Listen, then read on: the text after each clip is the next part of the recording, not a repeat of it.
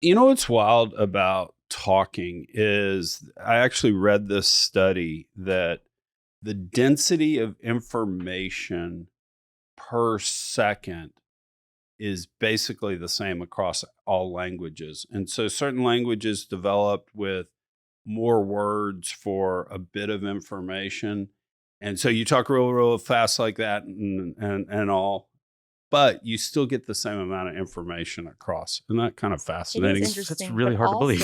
It is hard to would believe. say at the same time, though, language, when your brain processes quickly, you speak quickly. And so at the same time, I'm constantly going. And I also blame the fact that I'm the youngest of three and I couldn't get a word in. So the moment I had the stage, it was like everything came out really fast because I only had that 10 seconds of time to speak. I'm the oldest of four boys. And so, I remember that. I didn't let the young ones speak either. See? Yeah, so I totally get it. Yeah. Thanks, older siblings. Exactly. The younger brother, if you ever shave his head, he's got nicks all on it from getting thumped on the head. Yeah, exactly. You were that brother. Yeah. Well, keep them in line, I guess. So I have two huge disappointments in my life. One, I should have been one of those 27-year-old GMs in baseball that used the computer because I had a computer. I liked baseball. I knew all the stats. And number two, me and my three brothers should have learned to record everything we did because we could have been Jackass. I could have been Johnny Knoxville. You would have done it first. You've only got 2 regrets, so you're doing pretty well. 2 I'm going to talk about in front of fair enough. People I don't know. The ones he will reveal. Okay, so this is my side of the story. What's your side of the story? Bill Perkins, dude, calls me up and says, I got a guy that wants to come on a podcast. You want to have him on? And I said, sure. And that's what I know. And you all too showed up. Yeah, I thought we made that clear. I apologize if we did not. Am I a surprise? Was I not? I guess I'm not the guy. You're the guy. I'm the surprise. Yeah, it's all good. Hello. The being a degenerate alcoholic at age 56, I don't remember a lot, so it may have been my bad. Yeah, sure. I can tell you. So who are you? I'll tell you a little of my story, and then while we're here, Alex will probably handle that part a lot better. But yeah, I'm Marc Horowitz. Tom Babb, who works for Bill, is a good friend of mine, and we work together at Bill's company that he started, that I helped him start, called Sky-Fi. So it's a satellite imaging platform where anybody can buy basically a satellite image on your phone, among other things. But my story, I started out as an energy trader for about 20 years, natural gas, mostly in New York and Houston. And then 20 years of trading natural gas is a lot for me. It was plenty. I know some guys that do it at 30, 40 years, but 20 was plenty for me. And then kind of went between being retired and a serial entrepreneur. So started a restaurant, then didn't do anything. Which restaurant? The Passion Provisions. Oh, yeah. I had two partners there who were just the best chefs in town. Really, they're just fantastic. Provisions, great. And they're both still doing some cool stuff now too. So that was a fun ride. Now, did you make money on that? I've lost money on all my restaurants. I always got a good seat, a good table, but it's funny. I did. I made a ton of mistakes and I learned a ton. But I got lucky with those mistakes. So, I guaranteed a lease, which is something I'll never do again as long as I live, and got away with that. We put together a good product. My partners were amazing, and so it worked out. Okay, I'm not sure it was a great risk-adjusted return, but it was not the horror story that so many people have. And how do you ultimately make money off that? It turns into a cash flowing entity, and yeah, I mean, you look at the restaurant. You don't really sell these restaurants, do you? No, I mean, I think it's rare. I mean, some people have, and like a Carrabba's guys went in and took the common bond and stuff like that. But no, I mean, you take a business that it starts at a 70% gross margin business, so it looks like it should be good. You find that you can go from 70 to 20 very, very quickly. So if you're operating at a super high level, you can make good money. But single operator business, don't really do that. So you get down to the low teens and low single digits really, really quickly. But if you pay attention and you have a good product and people come, it is a positive cash flowing business. Okay, I want to come back because I want to hear trading stuff. I want to hear all the stops. But who are you? Well, I'm not going to offer any trading anything. So okay, going back to him. Fair Alex enough. Leslie. My story is a little different than Mark's. I am from Dallas and I wanted to get out of Texas. Went to New York, studied there, worked there. I thought 80 hours a week was torture and really hard, but I loved it. I'm going to ask you to move the mic just a little closer to yourself. You can. There you go. There? You sit however you want to be. Yeah, there you go. Jacob yells at us, our editor. if we're not close enough Is to the this mic. close enough, or do you need me to like shove it closer? There you go. That's better. Dear Perfect. Lord, you're not joking. That's right up in my face. Okay. Good. Can you hear me now? Yes. So Okay, we were so- in New York. In New York, worked there 80 hours a week. I just thought I loved it, but it was basically my Peter Pan. Like there's no growing up. I mean, I was partying, having a wonderful time, just working really hard. And then I did some research at Northwestern, and then I was working for neuropsychologists in Florida. And when we started a family, all of a sudden I said, I can't work anymore. And I have been home with my kids for, I think my oldest just turned 15 yesterday. So Oh, congratulations. so thank you. It's been crazy. But yeah, it's been a different animal. You than know what working you in have to New look York. forward to? My oldest, 22, Uh-huh. last time she came to town, we went to a bar and got a drink. Oh, I can't Yeah, I wait. know. I'm actually waiting for her to drive me around when I'm drunk and she can take me where I need Yeah, to go. I perfect. can't wait. We're almost there. That is what I am looking forward to. A My designated driver. I love that. Yes. But yeah, I mean, I thought New York, working in the city, all that was hard. But no, raising kids has taught me so much more. And there's no off time. You can't drop the ball on a project. That's your kid. So it was a different investment in life, and it was a different pressure. And I think I learned so much more from that than I could have ever learned working. But either way, if you work or you stay home with your kids, you have to do what's best for you, because there's no right or wrong. But for me, Right. it was staying home, which I love. So, how did you get back to Houston? Well, Or are you in Houston? I'm in the Woodlands. It was my compromise with my husband. The company he was at the time was headquartered in Houston. So. It's closer to Dallas than it is Houston. It You're feels all that right. way sometimes. But no, I love Houston. I mean, my family's here. I love it. I mean, we have a huge Latin family, and they're all over the place. But yeah, I come to Houston all the time. I can't beat the food. No, The people that's are totally great. true. Yeah. It's funny. We're doing a financing round right now at Digital Wildcatters. We've kind of morphed from being podcast bros of, we'll say fuck during a podcast or something like that, and to a bleeding edge AI software company, because we've trained a language model on all our content. We've just pulled together a bunch of other energy content. We're now building AI apps for energy companies. And so we're doing this financing round. And it's funny because we'll go talk to Silicon Valley venture capital funds. Oh, this is great tech and all this. And they're all just thoroughly convinced we're not going to be able to recruit a CTO to Houston. I Just think like, they're way off base. Yeah, I mean, it's so much to offer here. thank you. Thank you. It has everything you could need. Yeah. Or you get a remote guy in Austin if you had to anyway. So there's plenty. Yeah. Well, this is funny. This is my Silicon Valley versus Houston story. So my parents, and this was 22 years ago because my daughter was 6 months old when this happened. So 22 years ago, my dad has a heart attack in San Francisco. They're there for a bar mitzvah or a wedding or something. And anyway, everything's fine. And Dad tells Mom, go to the brunch today. You don't have to sit at the hospital here. So my mom goes to the brunch, and this very sweet lady from San Francisco comes up and tells my mom, goes, aren't you lucky that your husband's heart attack happened in San Francisco where they could get real medical care Stop it. instead of Texas? And my mom's just like, DeBakey, Cooley? I think we do cardio Yeah. pretty You're well right. in Yeah, Houston. you're But right. anyway, all right. So, okay, we've established where y'all are from. Yeah. Mhm. Before we go to how y'all meet and all this good looking gold stuff over here, tell me a Bill Perkins story or a trading story or something. Because I pretend to be an energy podcast, so let's check the box. Check the box before we get over What's to a the good Bill stuff. Perkins story? Bill and I have been friends for a long, long time.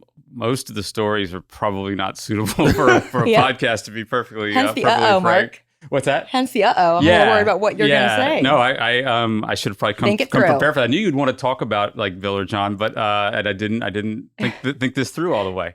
I think my sense of Bill, and I don't know Bill perfectly well, but the couple of times we've hung out, great dude. Yeah, he's awesome. He's been really good to me. But my sense is he's not going to be mad at whatever story you say. He's going to be mad that he didn't get to say it. Do you see how this is working? He wants you to open Pandora's box right now. Do you No, see how no. he just led that for you? lulling you in. Uh-huh. I gave y'all all the BS about, we can edit whatever. No, If you don't want it this in is not there- getting edited out, I think- Mark. it's not really a story so much, but I think what's so cool about Bill is how smart he is, and his mind works in a way like unlike really anybody else. There's so much going on up there. He's got so many things going on, and yet he still distills it down and makes the most time for having fun. Like nobody lives life like Bill. You know, you see him, some of the stuff he does on social media, which I don't really understand why he does all that, but whatever. But it's all real. He's nothing staged, nothing's fake. He's extremely genuine and a heck of a lot of fun. But what's a good story? Can we come back to it? Yeah, we can come back to it. My Bill story. I've got one that's probably not appropriate for the podcast either, but like his house in Austin. Yeah, has this big globe thing that has natural gas hooked up to it, and you get a flamethrower. flamethrower. Yeah, and you like show up. Hey, Chuck, you want to set this on fire? And I'm like, who is this dude? Why is he doing this to me? This is the first time I met him. But yeah, I set the thing on fire. It was pretty cool. So most of the times I've been, sorry, Alex, it has been put on fire. I've never played with the blowtorch. I love fire, so I should probably ask to do that next time. Did you see the turtles? The turtles? Yeah. What are the turtles? He's got 3, maybe 4 now. He and Lara just got them maybe in the past 6 months. These massive, like 100-year-old, I guess they're sea turtles. Yeah. And they've got their own little habitat in the back no, now. I didn't see it. When I was there, it wasn't the turtles. Okay, yeah, it's been less than a year, I think, since they've had those, and I think they're adding to them, and so it's quite a property. Nice. We had. So have you gotten to hang out with Bill yet? Do I know Bill? You have not met Bill, Mark. I'm like, Yeah. I'm sorry, I don't. We're think like I know keeping Bill. you from Bill. I know now. I need to know who this man is because I want to know the secret stories. Actually, you want to hang out with Bill because his wife Laura is like the coolest person on the planet. Yeah. She's awesome. She is awesome. Yeah. Lara's actually a happy ilMio customer too, so which is cool. We just got some shots of her wearing. Oh yeah, wearing this no, stuff. that's his wife. No, I saw her. She's beautiful. So Tom and I worked together with Bill's one of Bill's many ventures, Skyfi. So. Nice. Oh yeah, now I know who she is. All right. So how did y'all two meet? And what? So I'll say one thing just because I'm proud of the word, and then you could take the rest. Okay. But we're actually cousins-in-law, which I looked up and it is a thing. That's a thing? That's not a thing. It's a thing. He says it is. I haven't ChatGPT checked says it's a him. thing. So it's Well, therefore a it thing. must be true. ChatGPT says it's a thing. ChatGPT also says that I'm known for wrestling alligators in southern Louisiana. So we should believe it. We should believe it. I have no idea how Let's not that question came up. Well, on that, I can with give you my Bill Perkins story. Then Bill Perkins was intent on making sure there was something funny about John Arnold on Wikipedia, and so this is actually when Wikipedia was effectively the ChatGPT of the time, and so he insisted that John was the world's greatest robot dancer, and so it would keep getting taken down. And I think Bill actually hired people to keep putting it back on the Wikipedia, and so it stayed there for so long. And then at one point, like just to close the arc on the joke, he brought in whoever the world's best robot dancer really is. I think it's somebody pretty famous. I can't remember the name right now. Into the office to like film him robot dancing with John. So there's a good Bill story for you. Oh, that's awesome. I do love that. But back to us, yeah. So I'm married to Alex's first cousin, who they're a huge family, as she mentioned, and they're super close. And so we met at another one of their cousins' wedding. Mm-hmm. And her husband and I were kind of the 2 of the 3 gringo outsiders in this crazy Colombian family. So we hit it off pretty well. This was a long time ago. Mark, my husband, and my brother-in-law, we call them, they're from Gringo Island, you know, because it's a bunch of crazy Latin people, and then these 3 white guys who we love. Obviously, we've chosen them. We love them. We've chosen them. We did. My family got stuck with them, but we make good choices. So, but I will say that Natasha is his wife. She and I have grown up together. We were shipped off to Colombia every summer, had the best times of our lives there. I mean, we grew up together. We did everything together. I think of her more like a sister because we're that close. Her kids call me Tia, and same for my kids. I mean, we're just, she means the world to me. And in our huge family, she and I always bonded. We're just 6 months apart. We just, and our moms are sisters. So it's kind of like sister to sister. And it's just been a beautiful relationship that I've had with her. And luckily she married a cool guy because it would have sucked if she didn't. But I got Mark in this package. Yeah, no, but I lucked out because we got Mark, and Mark's a great guy. And he's good to her and great dad to his 3 kids. And so we've been very lucky. Oh, nice. But I guess that takes us into why we're sort of really here. If you want to tell them about that. Yeah, why are y'all here? Well, we started a jewelry company, and it was launched because it came from a place of love. It wasn't something we set out to do. It's something that happened because we saw a need in the market, something that was missing. And it's because of Natasha, his wife, my cousin.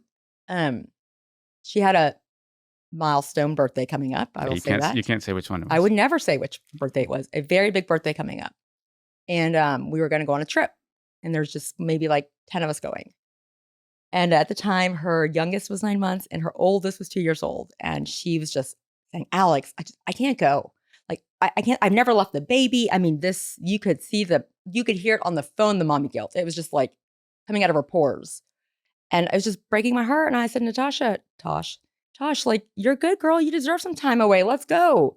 And I was truly concerned. I just, you could see that. I'm a mom of two. I mean, we know what that mommy guilt is. It's illogical. It's irrational. It doesn't make sense, but you carry it with you regardless. Oh my God. It's like totally real. So the first time we left Charlie, the oldest, she was about a year old and we were gone maybe 48 hours. I had a board meeting. They always did the board meeting in Beaver Creek.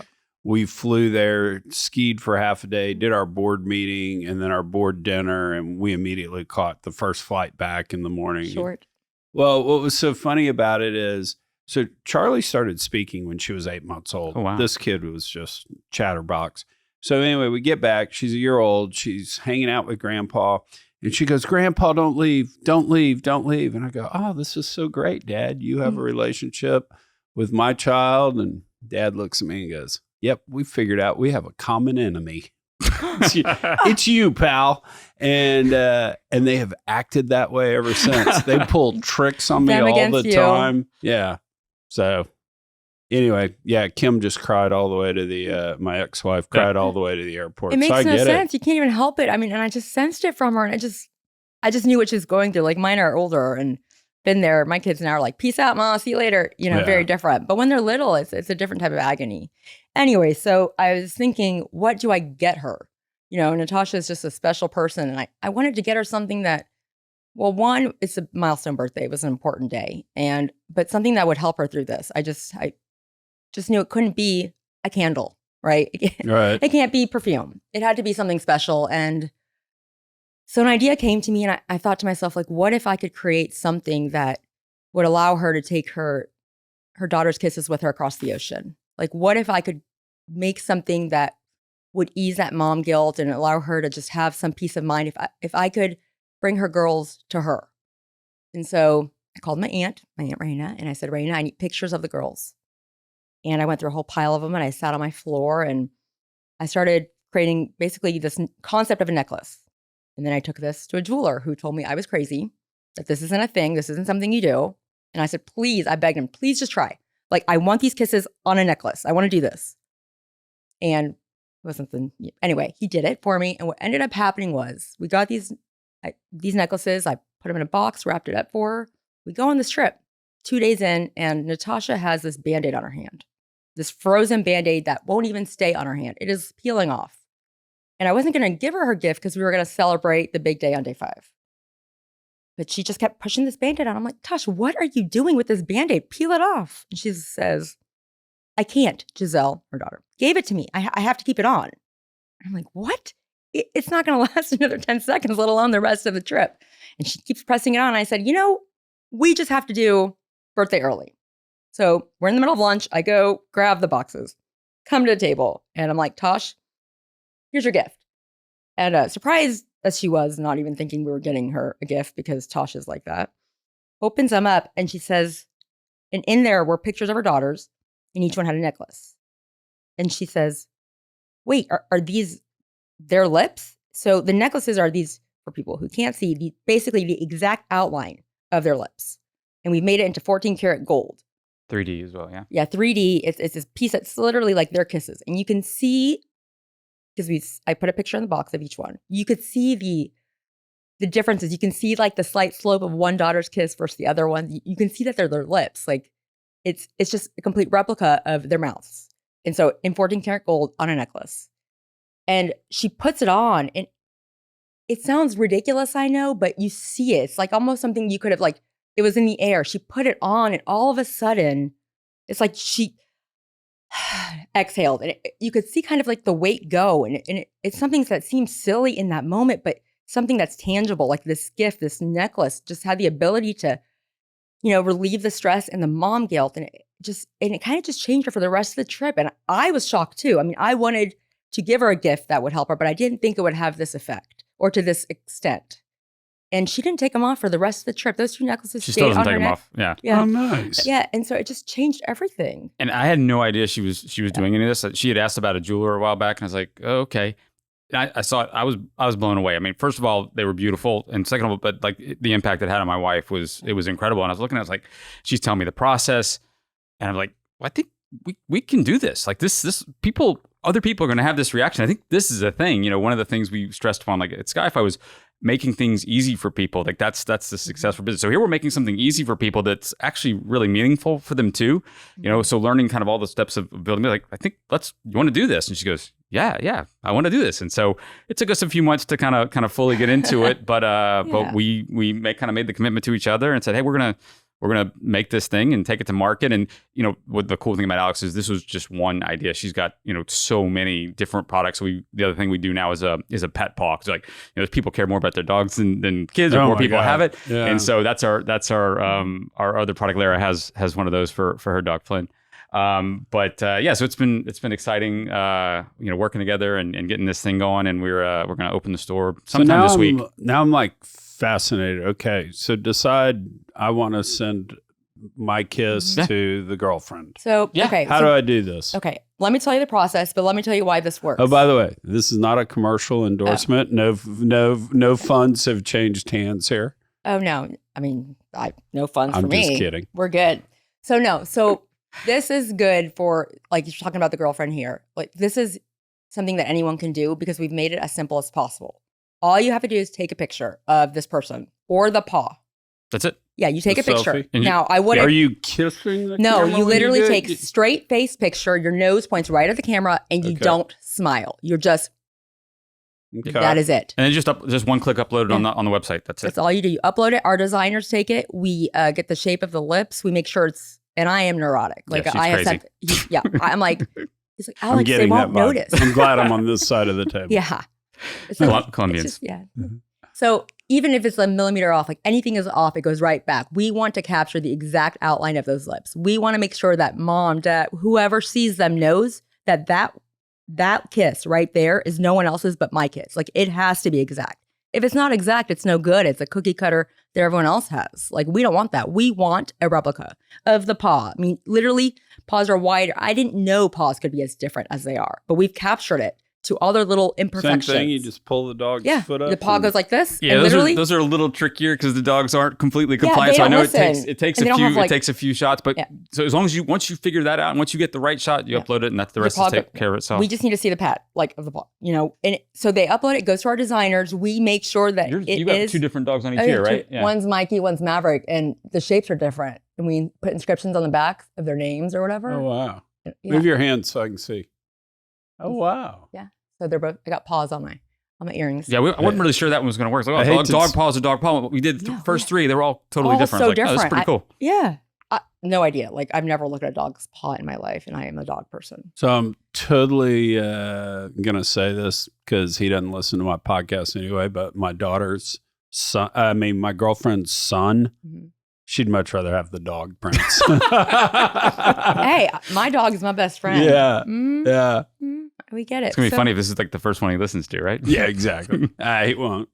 She can do both. What I've got kisses on my neck that never come off, and I have paws on my earrings. There you go. You could do it all. And that's so it goes to our designers, we check it, and then you get a proof to make sure that you're okay with it. Oh, wow. That it looks the way you want. We give you an out. Like it's literally will be it's the lips right over your picture to show you that is exactly what we're making. You approve it, and then we make it into 14 karat gold, yellow, white, rose, or sterling silver. And people are always like, well, are you going to plate it? Can you do gold plated to save us some money? And the truth is, could we? Sure. Are we? No.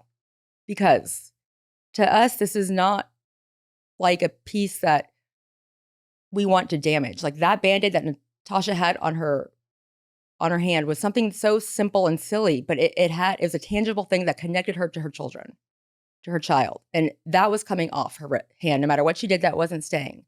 We want to make a replica that you can have forever. I don't want to give a customer something that's not going to last. I don't want to give them something that's going to tarnish. Like this changes the concept of what is an heirloom. Like we're going to be making hands soon.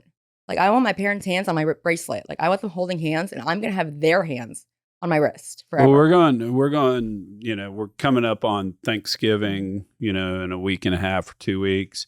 And my mom to this day uses the napkins where the kids took their handprint, put it down, and they made the turkey out of it. Oh, that's awesome. Yeah. It's those little things. I mean, it seems silly. It's like the macaroni necklace. It's like, but we've taken that concept and kind of elevated it. We've made it into a piece of jewelry that is beautiful. It's eye-catching, and it will last you. And I love the earrings that my grandma gave me. Don't get me wrong. But if I get a kiss from my grandma and I get to keep her lips forever, if I get to keep my parents' hands on my wrist forever, like my dog is not going to be around for another century as much as I wish he would outlive me because I don't know what I'm going to do when he's not here. But now I have his paw. Like I have him with me wherever I go. And that's what this is all about. It's like creating that connection. And wherever you go, no matter how busy you are, us moms, even doing this business, I'm busy. I can't be with them when I want to be with them. And I catch myself putting my hand on the kisses on my chest. And it's almost like they're there. It's crazy weird, but it's like it brings you closer to them. So if we have these items that are a replica of somebody you love, and we've turned it into this elevated piece of jewelry that you get to wear, you get to pass down, it's just kind of changed the game. And when we realize that this is a thing, we wanted to go out there and share it because what Natasha felt in that moment, it's not just for Tasha to feel that way. She's not the only mom who feels guilty when she's not with her kids. There's so many of us out there. There's so many dads that feel that way because they're always traveling. Like we have cufflinks for men. Yep. Oh, Mark's got them on. No way. Yeah, each daughter different one here. I got my son's coming. Yeah. And also wives, like, you want to do a little kissy, you could put that on your husband's cufflinks and there you go. I'm wearing a ring. I'm just saying this is something that you go where it goes where you go. We're always on the go. And this is that little something that brings you closer to the people you love. And that's what ilMio is all about. ilMio is about connection. It's not just jewelry. You get that anywhere. But this is like jewelry that have been very conscientious not to like gouge prices at all because we are not even putting into our price what it costs us to get the customization. We're taking what 14 karat gold costs on the market, what other people are charging the same, and that's our fee. We're not even trying to like take it through the roof, even though we could because it's custom. We've been very reserved. Mark, you can speak to this. We've really tried to.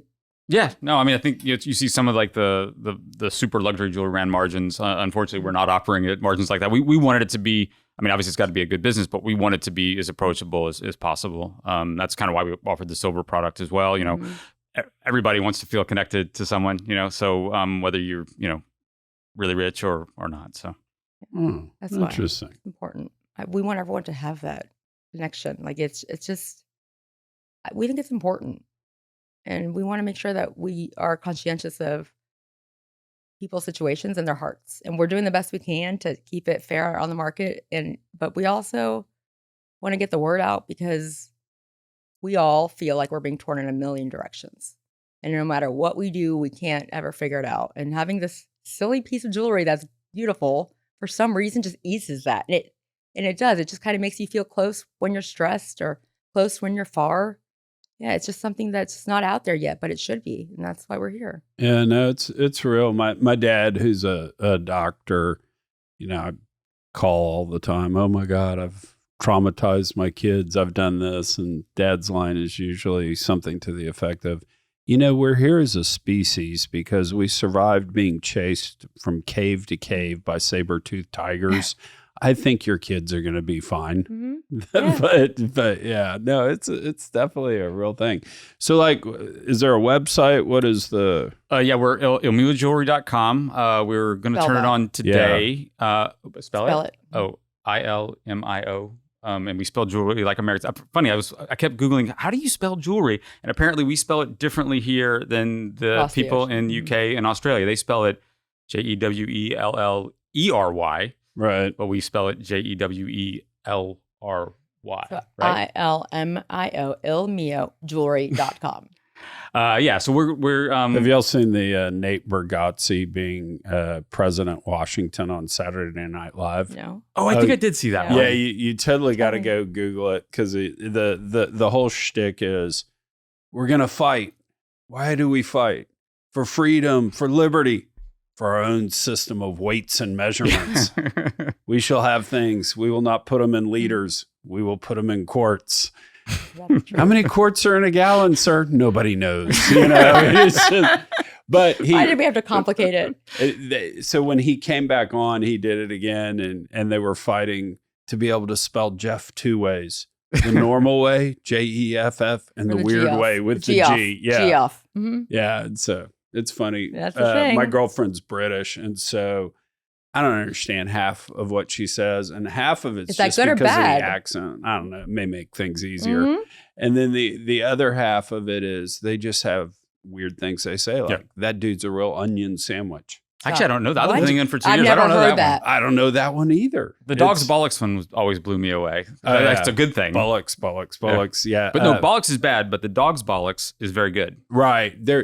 So one of my girlfriend's best friend's mother is the secretary to the Saudi ambassador.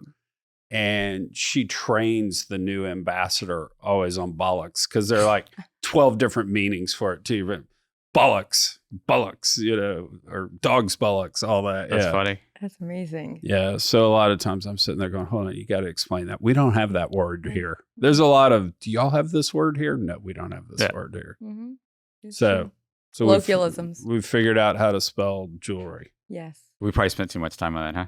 No, it's good. I mean, hopefully Jacob will be able to see it and scroll it across the bottom when he edits. So we all are cool to come on.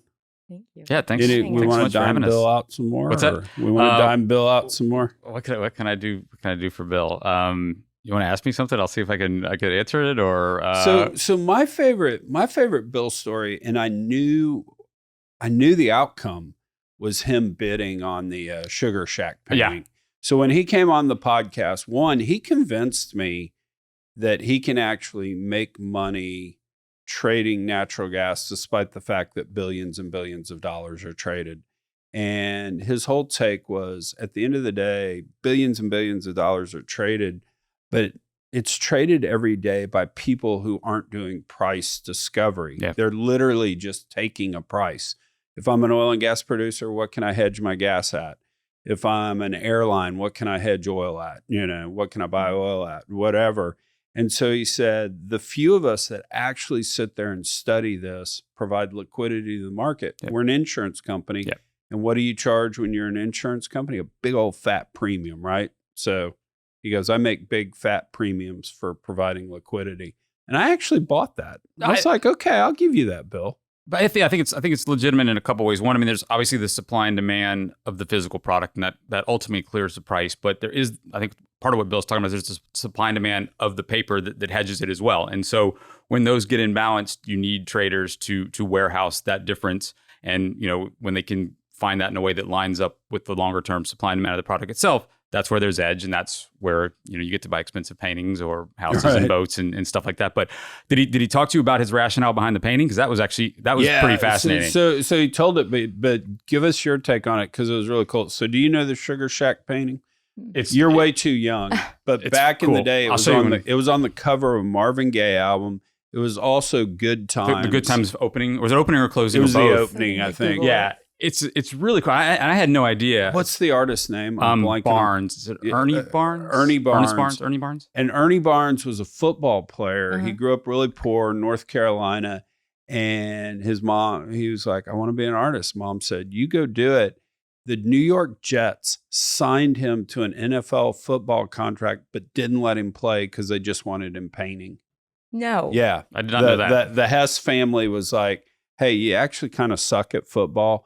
We're going to pay you those so you can paint. It's funny. Well, I used to work for Hess Energy Trading, so we kind of tied that in there.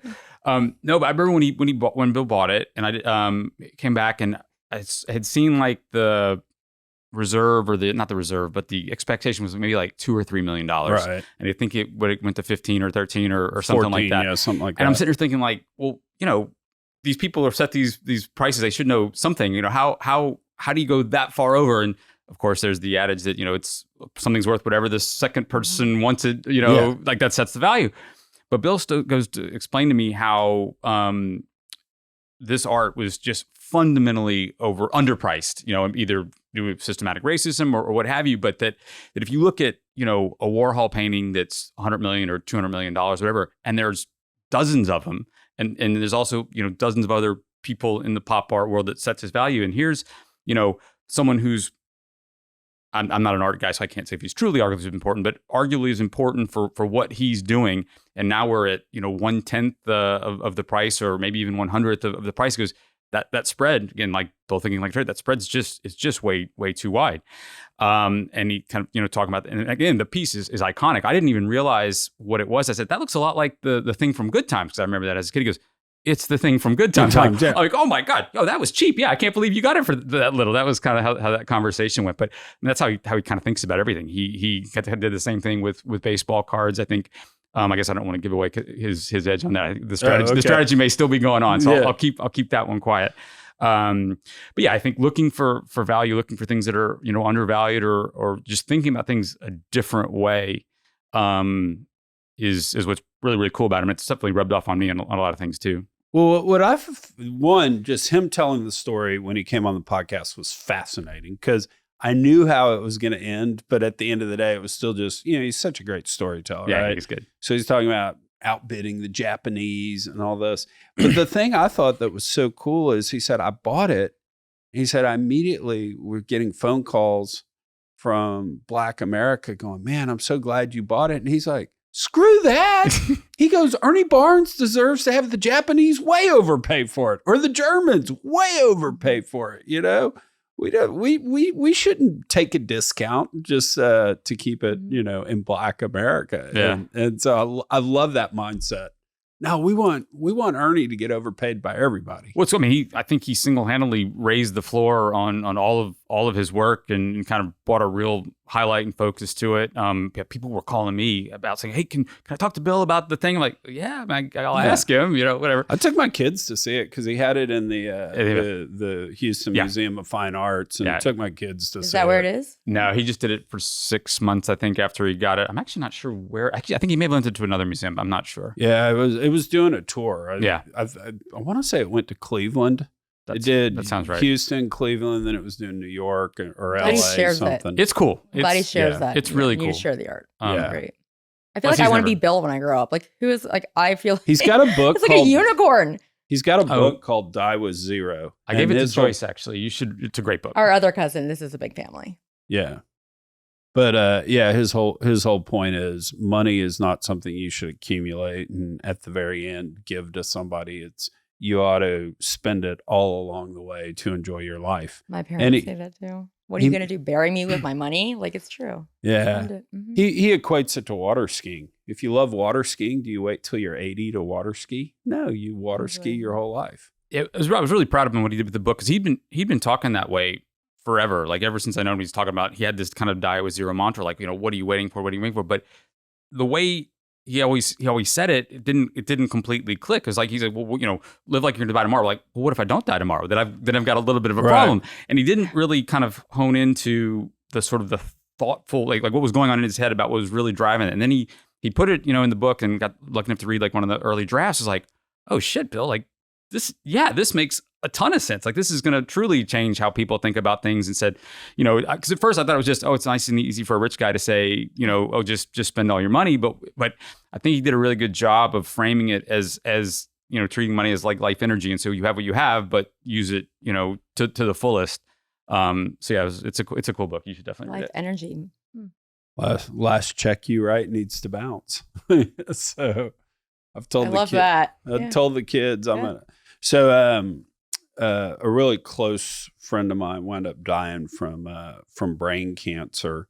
And I appreciate that. Shitty disease. Yeah, you actually don't want to be friends with me. I've had more than my fair share have brain cancer. It's just a nasty disease. And in the last 35 years, the standard of care has improved so that you get one more month out of life, i.e. it hasn't improved at all, and it's just not enough people get it where they've really thrown enough money at it, but anyway, so he before he passed away, James started a foundation to raise money for the Broach Foundation. So I emceed this. They would do stand up for brain comedy for Stand Up for Brain Cancer, and they would have a comedian come on. I emceed it for the first few years. And the first year I did it, the whole trade-off was really tough on people were saying, hey, I can't come because I'm going to be crying my eyes out, and James is going to be right in front of us dying, So that being said, I knew I had to get people laughing pretty quick. Yeah. And so my device that I did with it is I got up there and I said, hey, James, Jamie, you guys are so great. You've handled this with such grace, class, and dignity. You've been a true inspiration to me. I just want you to know, I get kind of this clap from the audience. And then I said, let's face it, this happened to me. I'd have blown it all on blowing hookers, and the audience kind of goes silent. And then fortunately, some big fat dude in the back started laughing like there was no tomorrow. It just broke the ice and the ripple. I was at that event. I remember. Were you? Yeah. It was good. Yeah, no, it was, but that's Bill's die with zero, it's, But during those seconds of silence before the fat guy in the back started laughing, were you just like, that was 25 minutes. It right? felt like, exactly. Yeah. You just want to hide. I have ruined the Broach Gala forever. That's it. I'm that guy. But hey, it went well. You did good then. Your girlfriend, she may be too young, but she'll probably appreciate it. There's famous soccer player George Best, who was Manchester United, played for England. He was a big deal, but he was also, I guess, kind of a famous playboy and party boy. And I think this is back probably in the 60s when sports was a lot less professional than it is today, with people looking after their bodies and stuff. But there was a quote, saying, well, what happened to all the money, George? He goes, I spent 90% of my money on women and booze, and the rest I wasted. Life goals. That's awesome. That's awesome. Well, good luck. Thanks so much. Thank you for having us. It was a pleasure to meet you. Absolutely.